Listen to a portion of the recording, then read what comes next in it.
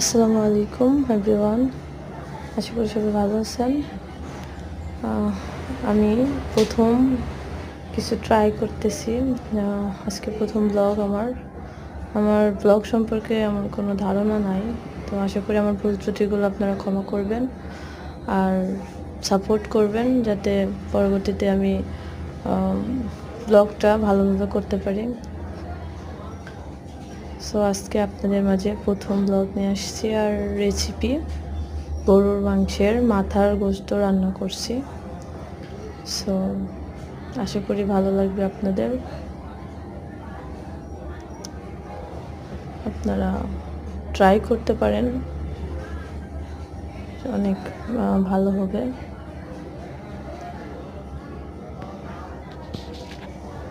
তো আমি একে একে সবই করছি, রেডি করছি। গোশ ধুয়ে রাখছি, পেঁয়াজ মরিচ আদা রসুন এগুলো যা যা উপকরণ লাগে। তো তেলের উপরে পরিমাণ মতো রসুন আদা বাটা, পেঁয়াজ কুচি, মশলা, দারচিনি তেজপাতা সব কিছু দিয়ে দিচ্ছি। এটাকে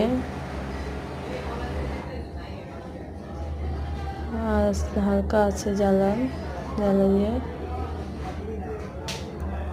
দিতে হবে।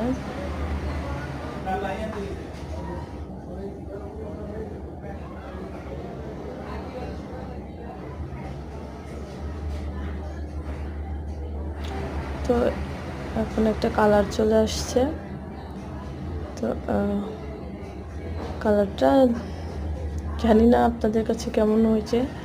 ওকে, সো এখানে তো ঠিকই দেখা যাচ্ছে। তো এবার গোশটা ঢেলে দিতে হবে।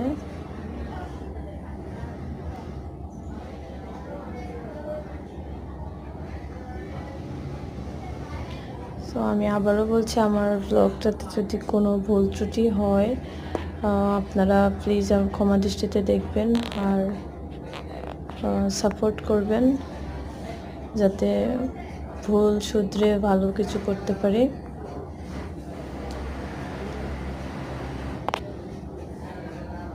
আশা করি আপনাদের কাছে আমার ভিডিওটা ভালো লাগছে।